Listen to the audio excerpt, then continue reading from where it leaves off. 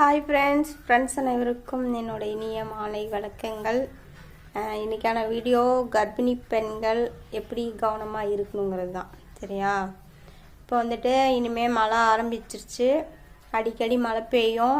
அதனால் கர்ப்பிணி பெண்கள் சுடுதண்ணி தான் குடிக்கணும், சுடுதண்ணியில் தான் குளிக்கணும்.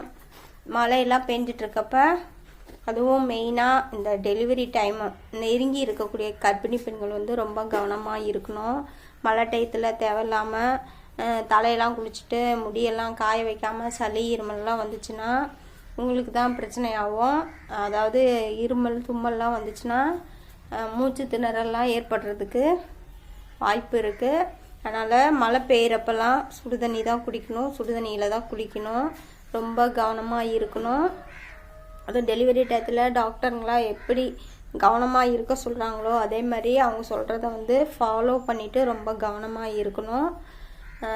எதுக்கு நான் சொல்கிறேன்னா உங்கள் சேஃப்க்கு, உங்கள் குழந்தையோட சேஃப்க்காகத்தான் நான் வந்துட்டு சொல்கிறேன்.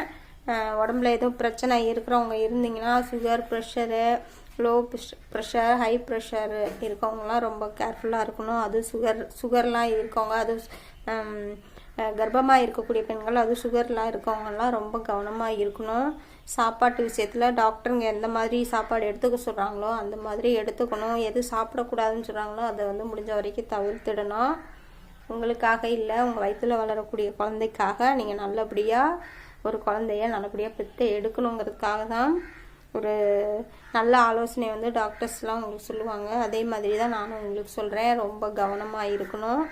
கர்ப்பமாக இருக்கக்கூடிய பெண்கள் ரொம்ப உடம்பு வந்து பெயின் வர மாதிரி, டெலிவரி டேட் நெருங்கி இருக்கக்கூடிய பெண்கள் வந்து உடம்பு வந்து ரொம்ப பெயின் ஆகிற மாதிரி வேலையெல்லாம் செய்யக்கூடாது. வேலை செஞ்சாலும் கொஞ்சம் ரெஸ்ட்டுங்கிறது ரொம்ப முக்கியம்.